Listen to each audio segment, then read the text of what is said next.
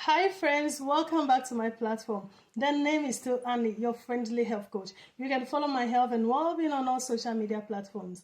Today I want us to look at a common but embarrassing problem.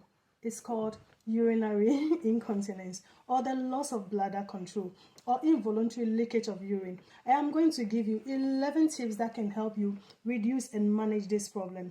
Urinary incontinence occurs when you lose control of your bladder. In some cases, you empty the contents of your bladder completely. In other cases, there is only a slight leakage.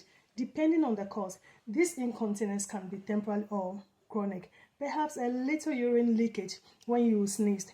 Maybe it happened while you were running and your shorts are now wet, or you have a sudden urge to urinate and cannot make it to the toilet in time. There can be many causes such as aging, menopause, bladder problems, certain diseases such as nerve and muscle damage, such as diabetes, multiple sclerosis, and Parkinson's disease. Anxiety can also trigger incontinence in some people. Certain medications can also lead to incontinence.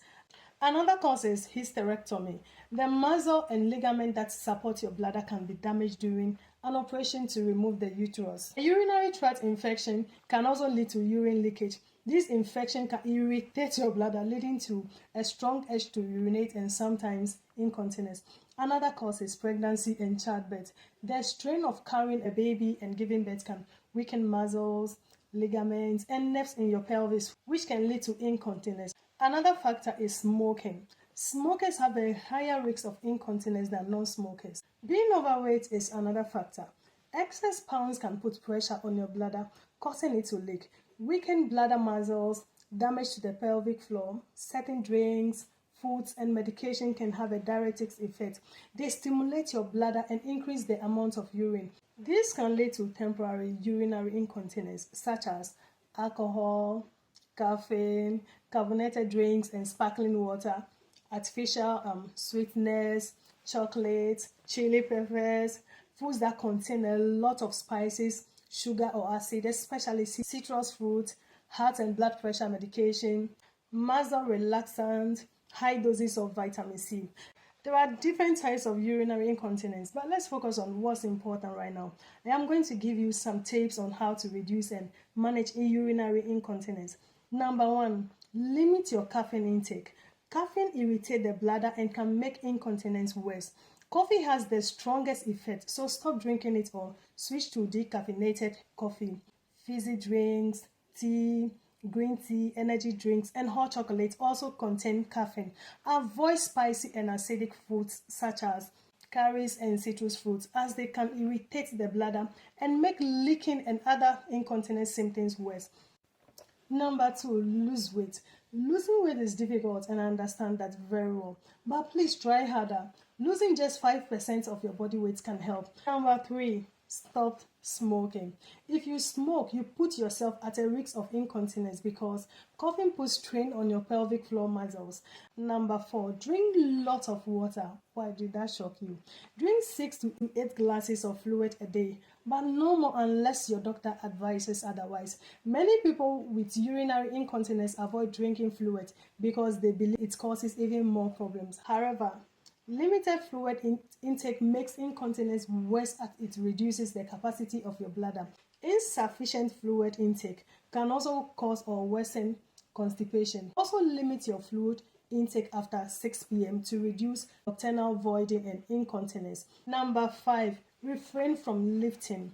Lifting strains your pelvic floor muscles, so avoid it whenever you can. If you do have to lift something heavy such as children or shopping bags, tighten your pelvic floor muscles before and during the lift. Number six, plan to go to the toilet at least every 2 to 3 hours during the day. Normally, you empty your bladder 6 to 8 times a day. You should also empty your bladder before changing activities, leaving the house, or going to bed. A schedule will help you prevent your bladder from getting too full and having to go in search of a restroom. Number seven, do the right exercises. To strengthen your pelvic floor and relieve symptoms, replace strenuous exercise such as jogging and aerobics with strengthening exercise such as Pilates. Pilates strengthens your core muscles, which is beneficial for stress incontinence. Number eight, Excess weight can weaken the pelvic floor muscles and cause incontinence due to the pressure of fatty tissue on the bladder, and your symptoms improve and even disappear if you lose weight. Number 9, treat constipation. Irregular or difficult managed bowel movement increase pressure in the pelvis and bladder. Eat a high fiber diet, drink plenty of water, and ensure healthy elimination habits so that the bladder can fill and empty better. Number 10, reduce your alcohol consumption. Alcohol has a diuretic effect, which means you have to urinate more often. Avoiding it can alleviate incontinence symptoms. My final point is strengthen your pelvic floor. The pelvic floor muscles help to control urination. Regular pelvic floor exercise can strengthen these muscles.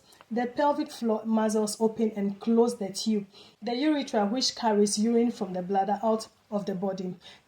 These muscles also hold the bladder upright when walking, standing, lifting, and sneezing. Let me show you how to strengthen the pelvic floor muscles. Practice pelvic floor exercises, also known as Kegel exercises, by tensing the pelvic floor muscles for 3 seconds, as if to stop the flow of urine. Relax to the count of 3 and repeat the exercise several times. Do these exercises 3 or 4 times a day.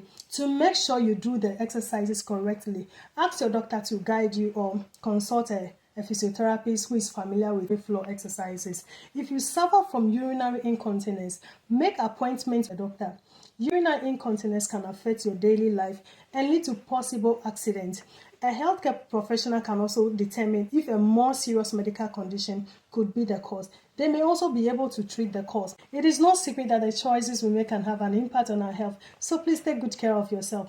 I hope you put into practice all the tips I have given you to reduce and manage urinary incontinence problems. If you have any questions or comments, please feel free to leave them below. Thank you and hey, bye.